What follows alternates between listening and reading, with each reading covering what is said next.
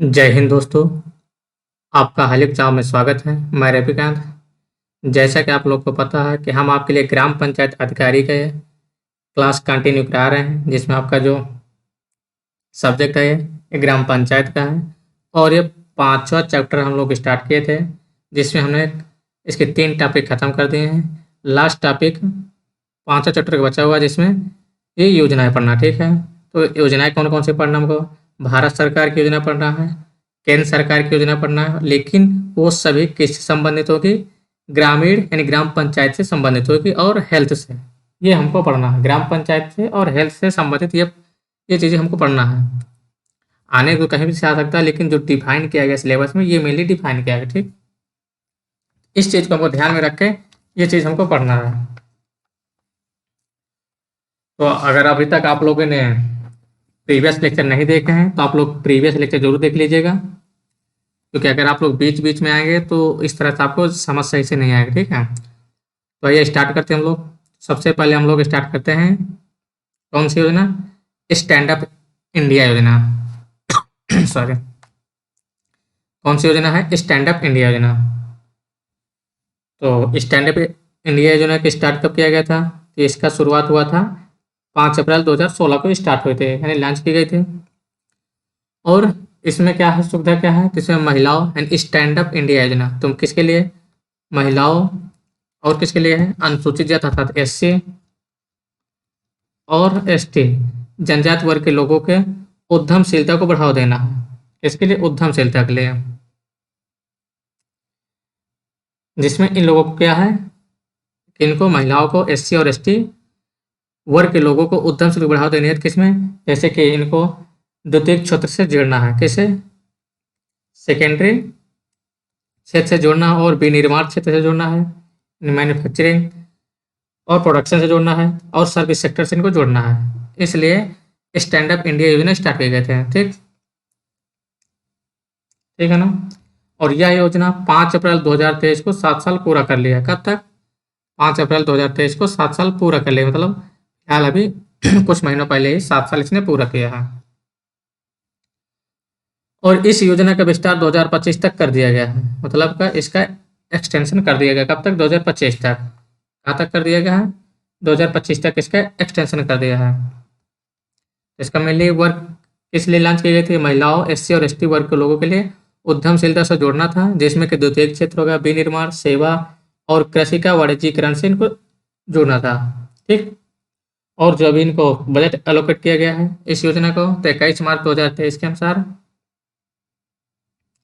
40,170 करोड़ रुपया आवंटित किया गया। कितना किया गया है? 40,170 करोड़ रुपये आवंटित किया गया है। ठीक है,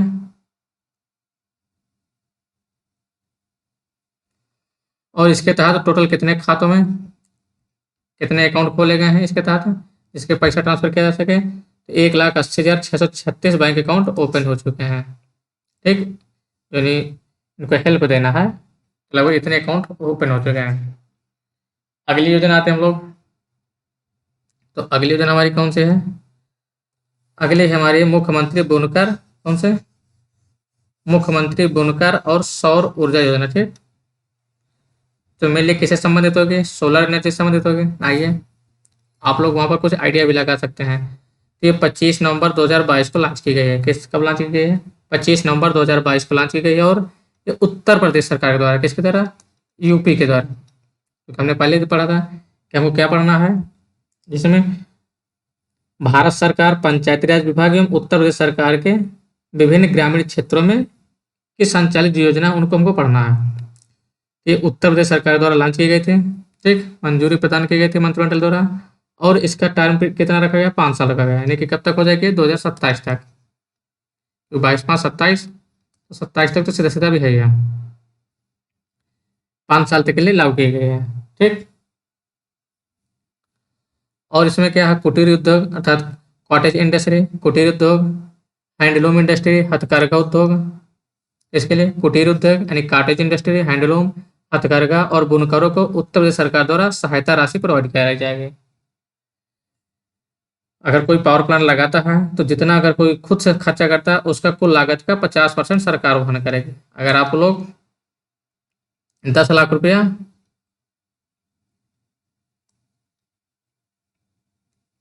10 लाख रुपये आप खुद से लगा रहे हैं तो 50% सरकार कौन देगी? सरकार देगी, गवर्नमेंट देगी। और SC ST के लिए कितना? 75% ग्रांट सरकार प्रोवाइड कराएगी।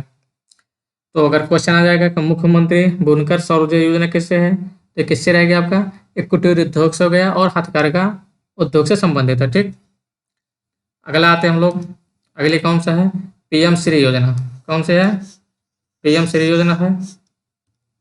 ये आपकी इंपॉर्टेंट योजना है, आप इसको रट्टा मान लीजिए चाहे जो कोई करिए, आपका समझ लीजिए प्रिंट होगा। ठीक, तो पीएम श्री योजना कौन सी है? प्रधानमंत्री स्कूल फॉर राइजिंग इंडिया। प्रधानमंत्री स्कूल फॉर राइजिंग इंडिया से संबंधित है। ठीक है, यानी कि उसको क्या करना है? मॉडर्नाइजेशन करना है, राइजिंग करना। ठीक, राइजिंग इंडिया योजना।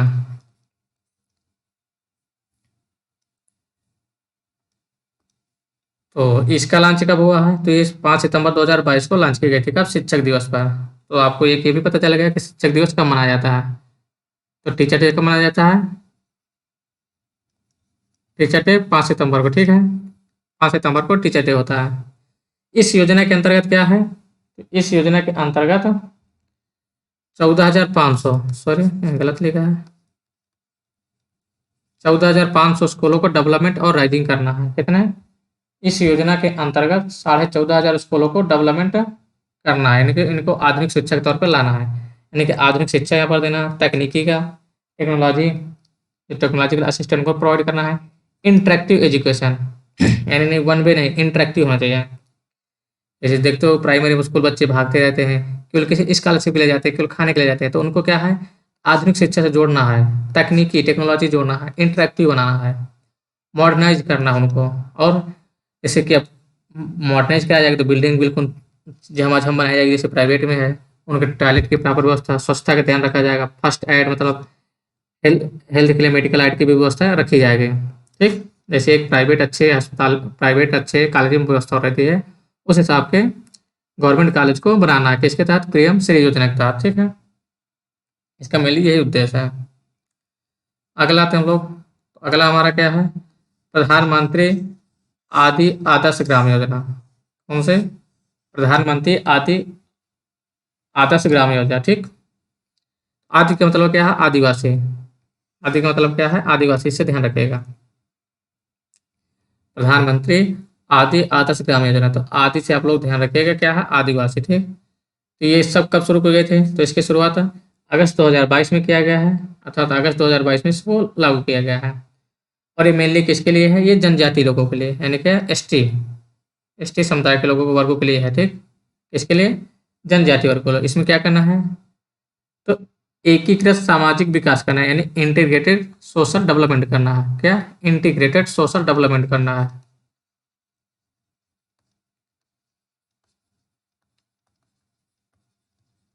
ठीक है, और आर्थिक विकास को बढ़ावा देने के लिए ये योजना लॉन्च की गई है, यानी जनजाति लोगों को आर्थिक विकास में बढ़ावा देना। और इंटीग्रेटेड सोशल डेवलपमेंट, यानी कि उनको सामाजिक से जोड़ना है। 21 मंत्रालय के तहत लॉन्च की गई है। तो ये मंत्रालय कौन है? जनजाति कार्य मंत्रालय। कौन सा है? जनजाति कार्य मंत्रालय। ठीक, और इसका इम्प्लीमेंटेशन 21-22 से 25-26 तक रहेगा, यानी कि 5 साल। अधिकतर जो इस गवर्नमेंट की योजना हम कुल मिनिमम 5 साल तो सब लॉन्च की गई हैं 5 साल के लिए। ठीक है, एक्सटेंड जरूर की गई हैं, लेकिन उससे 5 साल से कम कोई नहीं, लगभग लगभग। ठीक है, तो अगली योजना आते हैं हम लोग। अगली कौन सी योजना हमारी? प्रधानमंत्री सम्मान निधि योजना। प्रधानमंत्री किसान सम्मान निधि योजना, PM किसान।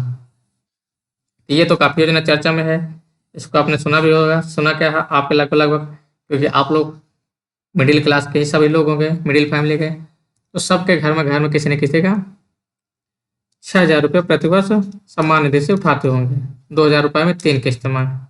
ठीक, इसको लॉन्च कब किया गया था? ये योजना लागू की गई थी 1 दिसंबर 2018 से। कब से लागू की गई थी? देखिए, इसकी जो लॉन्चिंग हुई थी ये 24 फरवरी 2019 को की गई थी। कब की गई थी? 24 फरवरी 2019 की गई थी, लेकिन इसको रेट्रोस्पेक्टिव, यानी कि पीछे से लागू किया गया था। पीछे मतलब जैसे कि अब मान लेते हैं क्या चल रहा है, अक्टूबर चल रहा है। ठीक है, अगर कोई आज योजना लॉन्च की जाए और इसको अगस्त से लागू कर दिया जाए, लॉन्च आज कर दिया जा रहा है लेकिन उसको पीछे से लागू किया जा रहा है, ठीक है। इसे कहते हैं रेट्रोस्पेक्टिव, ठीक। तो इसको लॉन्च किया गया था औपचारिक शुरुआत 24 फरवरी 2019 को पीएम नरेंद्र मोदी द्वारा किया गया था। कहाँ से? गोरखपुर से। गोरखपुर से, ठीक है। लेकिन लागू ये 1 दिसंबर 2018 से हुए थे। किसी टाइम चुनाव था, लोकसभा चुनाव आने वाला था, फिर उन्होंने लॉन्च कर दिया था लेकिन उसको पिछले से लागू कर दिया है कि जिससे कि पैसा ट्रांसफर किया जा सके। और इसमें लाभार्थी कौन होंगे? तो लाभार्थी इसके किसान परिवार होंगे। कौन होंगे? किसान परिवार। लाभार्थी कौन थे? किसान परिवार। और उनको एक साल में कितने? एक साल में 3 किस्तों के थ्रू 2,000 रुपये प्रति किस्त से 6,000 रुपये की राशि प्रदान करना था। 3-3 हज़ार के, सॉरी, 2-2 हज़ार की 3 किस्त देना था। क्या हो जाएगा आपका? 6,000 रुपये टोटल हो जाएगा, ठीक है। और ये किनको देना था? किसानों को। अर्थात प्रत्येक 4 माह बाद उनको 2,000 रुपये मिलना है। और 2023-24 के बजट में इस योजना के लिए कितना पैसा आवंटित किया गया है? तो 60,000 करोड़ रुपया इस योजना के लिए आवंटित किया गया। कितना? 60,000 करोड़ रुपया आवंटित किया गया है 2023-24 के बजट में, ठीक है। अब आते हैं हम लोग अगली योजना। अगली कौन सी योजना हमारी है? प्रधानमंत्री किसान मान धन योजना। प्रधानमंत्री किसान मान धन योजना, ठीक है। तो इसमें क्या है? तो सबसे पहले ये भी कब शुरुआत की गई थी? तो इसकी शुरुआत 31 मई 2019 को हुई थी। कब हुई थी? 31 मई 2019 को की गई थी। किसके द्वारा? प्रधानमंत्री जी के द्वारा, नरेंद्र मोदी जी के द्वारा, ठीक है। और ये लॉन्च कब किए थे? ये अपने दूसरे कार्यकाल के प्रथम यानी कि पहली मंत्रिमंडल की बैठक में स्वीकृत दिए थे। यानी 2 मई में चुनाव हुआ था, 2019 के मई में काउंटिंग हो चुकी थी और विजय घोषित हो चुके थे नरेंद्र मोदी जी। और वो पहली बैठक में ही प्रधानमंत्री किसान मानधन योजना की स्वीकृति दी थी। और यह योजना किन के लिए थे? ये योजना के लाभार्थी कौन थे? किसान थे। इनके भी लाभार्थी किसान ही थे। कितने से कितने? 18 से 40 वर्ष के आयु के किसान थे। कितने वर्ष के? 18 से 40 वर्ष के। तो इसमें क्या था प्रधानमंत्री किसान मान धन योजना में? तो 18 से 40 वर्ष का अगर कोई है तो इनको क्या देना था? 60 वर्ष आयु जो कंप्लीट हो जाएगी तो इनको 3,000 रुपये की मासिक पेंशन दी जाएगी। यानी इस योजना के तहत लॉन्च किसके द्वारा किया गया? नरेंद्र मोदी के द्वारा। लाभार्थी यानी कि जो इसमें क्या है, आपको कुछ किस्त जमा करना था और आपको इसमें 60 साल जैसे आप पूरा करते हैं तो मिनिमम आपको 3,000 रुपया मासिक पेंशन दी जाएगी। वो आप पर डिपेंड करेगा आप कितना सबमिट करते हैं, जमा करते डिपॉजिट करते हैं, उस हिसाब से आपका 3,000 से ऊपर भी कर सकती है, ठीक। ये आपके कौन से थे? प्रधानमंत्री किसान मानधन योजना। अब हम आते हैं नेक्स्ट योजना पे, ठीक है। नेक्स्ट योजना कौन सा है? जल जीवन मिशन। कौन सी है? जल जीवन मिशन। इस मिशन में क्या है? जल जीवन मिशन में तो इसमें हर घर जल 2024 तक सुनिश्चित कराना है। कब तक? हर घर जल 2024 तक सुनिश्चित कराना है। तो आपसे यही क्वेश्चन पूछेगा, जो हाईलाइट कर रहे हो वो चीज़ को आप लोग जरूर ध्यान रखिएगा। पूछ लेगा कि जल जीवन मिशन के तहत कब तक हर घर जल पहुंचाना है, तो कब तक पहुंचाना है? 2024 तक, ठीक है। देन उसके बाद और इसकी शुरुआत कब की गई थी? तो इसकी शुरुआत 15 अगस्त 2019 को, इंडिपेंडेंस डे 15 अगस्त 2019 को इस योजना को प्रधानमंत्री द्वारा लॉन्च की गई थी, ठीक है। और इसमें क्या था? पाइपलाइन के माध्यम से सभी ग्रामीण घरों में 2024 तक स्वच्छ जल, पाइपलाइन के थ्रू यानी नल के थ्रू ग्रामीण घरों में 2024 तक स्वच्छ जल की आपूर्ति सुनिश्चित करना है। कब तक? 2024 तक इसे हर घर जल सुनिश्चित करना है, ठीक है। और जिसका लास्ट अपडेट है, जो गवर्नमेंट की वेबसाइट में लास्ट अपडेट है 25 जनवरी 2023 के अनुसार 11 करोड़ से अधिक ग्रामीणों को नल कलेक्शन प्रदान कर दिया गया है। 11 करोड़ से अधिक लोगों को, कितना? 11 करोड़ से अधिक ग्रामीण लोगों को नल से कनेक्शन प्रोवाइड करा दिया गया है। और 2023-24 के बजट में 70,000 करोड़ रुपए आवंटित किए गए हैं। कितना? 70,000 करोड़ रुपए आवंटित किए गए हैं, जिसमें कि 55 लीटर प्रति व्यक्ति पर डे इसको क्या करना है? पानी की, स्वच्छ पानी की उपलब्धता कराना है। कैसे होना चाहिए? स्वच्छ पानी की उपलब्धता कराना। कितना? 55 लीटर। और इसको पूरा करने वाला कौन सा पहला स्टेट है? गोवा है। इसको पूरा करने वाला फर्स्ट स्टेट गोवा है। हरियाणा, तेलंगाना, पुडुचेरी, अंडमान निकोबार एंड दादरा एंड हवेली, यहाँ ये कार्य पूरा हो चुका है लगभग लगभग 100%। देखो, आदर्श तो कुछ नहीं होता, लेकिन पेपरों में तो 100% दिखा दिया जाता है, ठीक है। तो हकीकत आपको भी पता है हकीकत क्या रहती है, ठीक। अब हम लोग आते हैं प्रधानमंत्री किसान संपदा योजना। कौन से? प्रधानमंत्री किसान संपदा योजना। तो इसका फुल फॉर्म क्या है? Scheme for agro marine processing and development of agro processing cluster, ठीक। इसका फुल फॉर्म है, ठीक है। Scheme for agro marine processing and development of agro processing cluster, ये इसका संपदा का फुल फॉर्म है, प्रधानमंत्री किसान संपदा योजना। इ- तो इसमें क्या है? सबसे पहले लॉन्च कब की गई? मई 2017 में ये लॉन्च की गई। कब? मई 2017 में ये लॉन्च की गई थी। और किसके द्वारा? केंद्र सरकार द्वारा संपदा योजना की जगह पर। किसकी जगह पर? संपदा। 26 मई 2017 को केंद्र सरकार द्वारा किसान संपदा योजना लॉन्च की गई, ठीक। सॉरी। वर्तमान में यह योजना पीएम किसान संपदा योजना नाम से जानी जाती है। जो करंट टाइम पर है, किस नाम से जानी जाती है? प्रधानमंत्री किसान संपदा योजना। और इसका ऑब्जेक्टिव क्या है? तो इसका जो मेन ऑब्जेक्टिव है, खेत से लेकर खुदरा बिक्री केंद्र तक, यानी कि खेत से लेकर दुकानों तक आधुनिक अवसंरचना का विकास करना। किसका? खेत से लेकर खुदरा बिक्री केंद्र तक क्या है? आधुनिक स्ट्रक्चर का विकास करना है। और फूड प्रोसेसिंग को बढ़ावा देना है। किसको बढ़ावा देना है? फूड प्रोसेसिंग को बढ़ावा देना है। जब आधारभूत स्ट्रक्चर का व्यवस्था कर दी जाएगी तो उसके बाद फूड प्रोसेसिंग को बढ़ावा देना है। किसानों को उनकी उपज को बेहतर मूल्य प्रोवाइड कराना है। क्या करना है? किसान देखते होंगे, अगर उगाते हैं वो लोग गाँव में बेच देते हैं या लोकल मंडी में बेच देते हैं, तो उनको वो भाव नहीं मिल पाता जो गवर्नमेंट मंडी में मिलता है, ठीक। तो उनको अच्छा से अच्छा मूल्य प्रोवाइड कराना, जिससे उनकी आय दोगुनी हो सके। किसानों को आय दोगुनी करनी है। विशेष रूप से ग्रामीण क्षेत्रों में रोजगार में वृद्धि लाना है, यानी कि ग्रामीण क्षेत्रों में क्या करना है? रोजगार सृजन करना है। आत्मनिर्भर भारत बनाना है। क्या करना है? आत्मनिर्भर भारत बनाना है। आत्मनिर्भर भारत कब बनेगा? जब गाँव में ग्रामीणों में भी स्वरोजगार की व्यवस्था की जाएगी। स्वरोजगार की व्यवस्था कैसे की जा सकती है? प्रोसेसिंग इंडस्ट्री लगाया जा सकता है, अचार हो गया, गन्ने का जूस हो गया, इस तरह के छोटे छोटे इंडस्ट्री लगाए जा सकते हैं। कृषि उपज की बर्बादी में कमी लाना। अब जैसे देखोगे, अभी कुछ दिनों पहले टमाटर बहुत महंगा था, लेकिन वहीं पर प्याज प्याज की रेट बिल्कुल सस्ता हो गया था, तब महाराष्ट्र में फेंके जा रहे हैं। 3 चीज़ों को सभी सुनिश्चित करना है। कोल्ड स्टोरेज बना के इनको स्टोरेज किया जा सकता है, ठीक।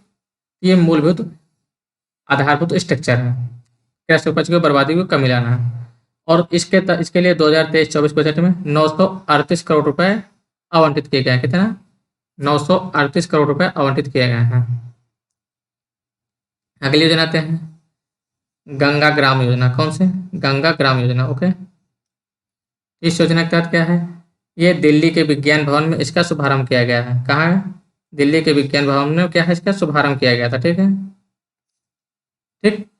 और इसमें गंगा ग्राम स्वच्छता सम्मेलन नमामि गंगा के अंतर्गत आती है। किसके अंतर्गत आती है? नमामि गंगे के अंतर्गत आती है योजना, ठीक। और इसका शुभारंभ कब किया गया था? तो इसका शुभारंभ 23 दिसंबर 2017 किया गया है। कब? 23 दिसंबर 2017 का इसका स्टार्ट किया गया है।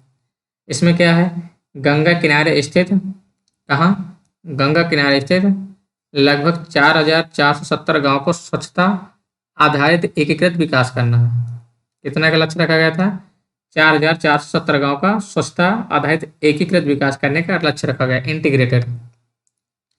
इसके तहत ठोस एवं तरल वेस्ट मैनेजमेंट, यानी जो कूड़ा कचरा है, गीला या लिक्विड, जिस तरह का ठोस या सॉलिड या लिक्विड टाइप का है, वेस्ट मैनेजमेंट, इनको क्या करना है? मैनेज करना है। तालाबों और जल संसाधनों का रिनोवेशन करना है। किनको? तालाबों या जल संसाधनों का क्या करना है? रिनोवेशन करना है। जैविक बागवानी को बढ़ावा देना है, किसको? जैविक बागवानी को। और चिकित्सीय पौधों को लगाना है, और जल संरक्षण परियोजना चलाना है। जल संरक्षण परियोजना, जैसे कि आपने तमिलनाडु में देखे होंगे, तमिलनाडु में कंपलसरी कर दिया कि हर घर में वाटर कंजर्वेशन होना ही चाहिए। अगली योजना आते हैं हम लोग। तो अगली योजना क्या है? ग्रामीण संपूर्ण ग्राम बीमा योजना। संपूर्ण ग्राम बीमा योजना, ठीक। जैसे ये लॉन्च कब किए गए थे? तो इसका शुरुआत 13 अक्टूबर 2017 किया गया था। और उस टाइम के यानी कि 2017 के तत्कालीन दूरसंचार मंत्री कौन? दूरसंचार मंत्री कौन थे? स्वतंत्र प्रभार मनोज सिन्हा। मनोज सिन्हा के जो द्वारा ये लॉन्च की गई थी, ठीक है। और इसका उद्देश्य क्या था? प्रत्येक जिले से कम, कहाँ से? प्रत्येक जिले से कम एक गांव को चिन्हित किया जाए। क्या किया जाए? प्रत्येक जिले से कम एक गांव को चिन्हित किया जाए जिसमें न्यूनतम 100 परिवार रहते हों। ऐसा गांव होना चाहिए। ऐसा गांव जहां पर मिनिमम 100 परिवार रहते हों, का एक जिले से। जिला के अंतर्गत गांव हमको सिलेक्ट करना है जिसमें 100 परिवार रहते हो, ठीक है। और सभी परिवारों को डाक ग्रामीण जीवन बीमा पॉलिसी देना है। क्या देना है? सभी ग्रामीणों को, जो सभी ग्रामीण हैं यानी सभी परिवार जो गांव के हैं, उनको क्या करना है? डाक ग्रामीण जीवन बीमा पॉलिसी देना है। क्या देना है? डाक ग्रामीण जीवन पॉलिसी बीमा देना है, ठीक। और सभी सांसद आदर्श गांव को भी इसके अंतर्गत शामिल किया गया था। जो सांसदों ने गोद लिया था एक गांव, सांसदों का एक आदर्श, जो संसद आदर्श गांव घोषणा किए गए थे, उससे सभी सांसदों का था कि एक गांव गोद लेंगे, तो वो गांव भी इसमें अंतर्गत आना था, ठीक। अगला आते हैं हम लोग प्रधानमंत्री मातृ वंदना योजना। कौन से? प्रधानमंत्री मातृ वंदना योजना। ये कब लॉन्च की गई है? तो इसका लॉन्च हुआ है 1 जनवरी 2017 से। ये प्रभावी हुई है। कब से? प्रधानमंत्री मातृ वंदना योजना 2017 से लागू किया गया है। किसके अंतर्गत है? नेशनल फूड सिक्योरिटी एक्ट 2013 के अंतर्गत। नेशनल फूड सिक्योरिटी एक्ट कौन से?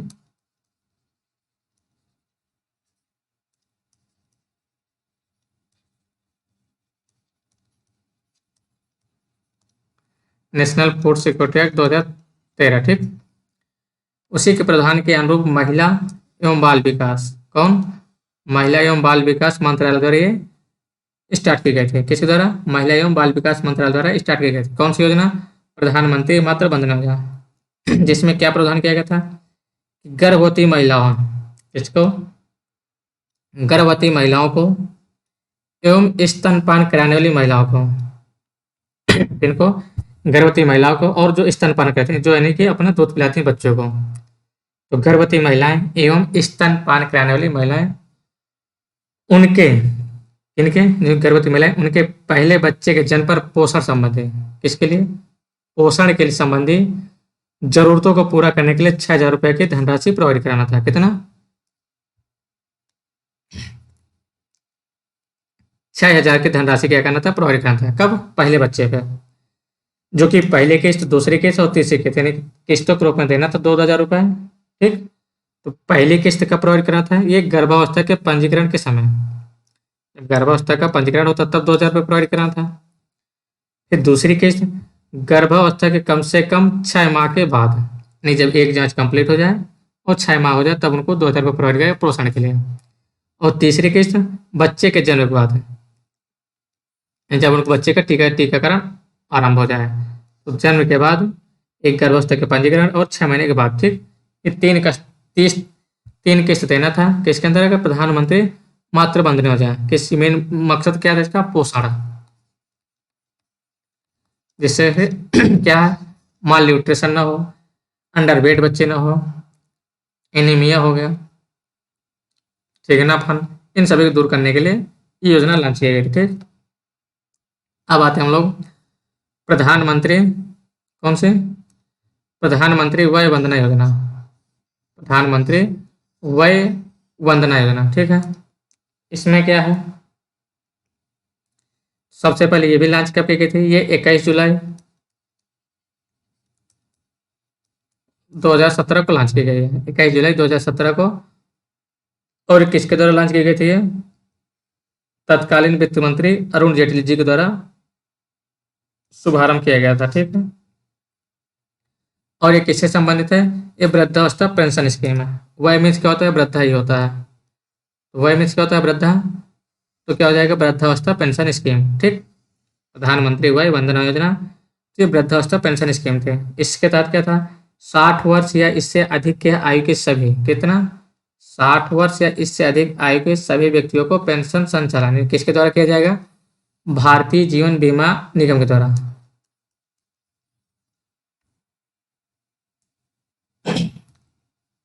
किसके द्वारा करना था? LIC के द्वारा बीमा के सुविधा कराना था।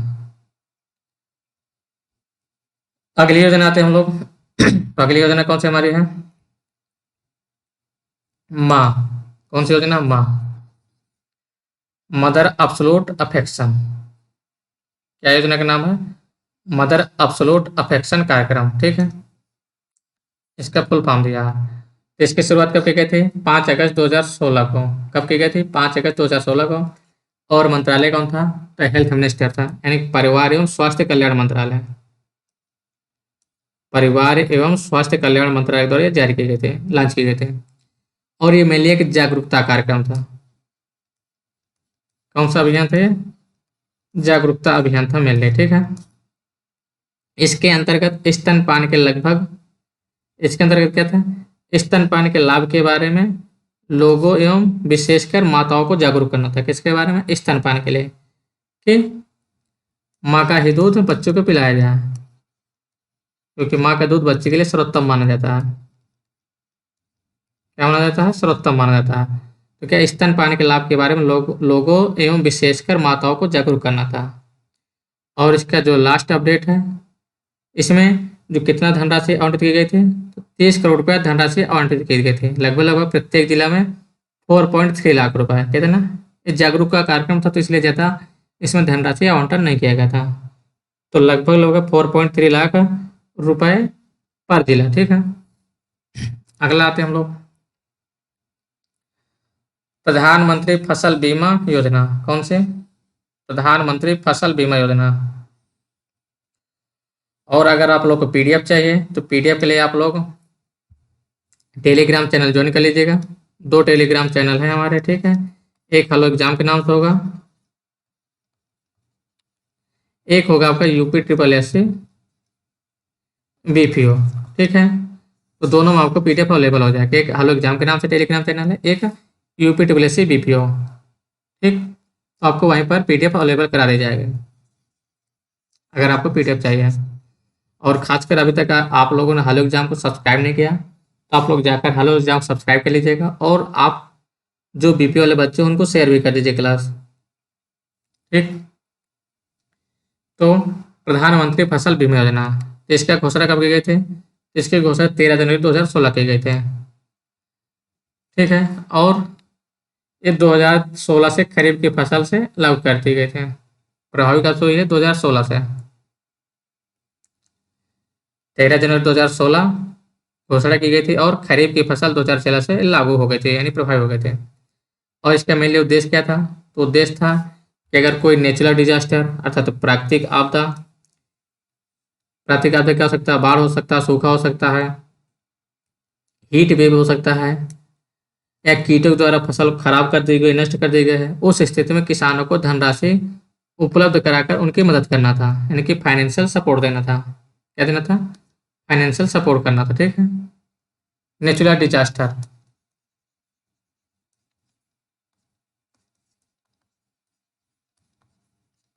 तब इसका नाम रखा गया प्रधानमंत्री फसल बीमा योजना।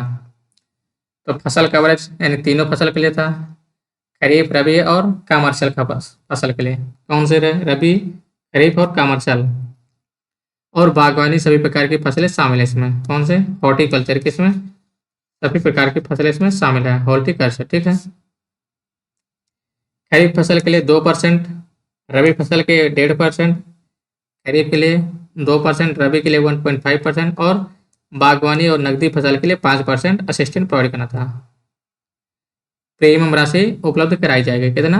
2%, 1.5%, 5%। और 2023-24 बजट के अनुसार 13,624 करोड़ रुपया आवंटित किया गया। कितना? 13,624 करोड़ रुपया आवंटित किया गया। तो आज यहीं पर समाप्त करते हैं। ठीक है। उसके बाद अभी योजनाएं बहुत सारी हैं। क्या? योजनाएं बहुत सारी हैं, तो सभी योजना तो कराना इम्पॉसिबल है। तो आपके लिए हम पीडीएफ प्रोवाइड करा देंगे। ठीक है। अभी और कुछ इम्पोर्टेंट पीडीएफ है जो महत्वपूर्ण आपकी क्या है, योजनाएं हैं, जो इम्पोर्टेंट योजनाएं हैं उनका भी 1-2 क्लास और ले लेंगे। उसके बाद और जो कम इम्पोर्टेंट होगी उनका हम आपको पीडीएफ बना के टेलीग्राम में डाल देंगे। ठीक है। तो अगर आप लोग को क्लास अच्छी लगी है तो आप लोग हेलो एग्जाम को सब्सक्राइब कर लीजिएगा। ठीक है। और आप अपने दोस्तों के इसको शेयर कर दीजिएगा। तो आज यहीं पर क्लास समाप्त कर रहे हैं। ठीक है। जय हिंद।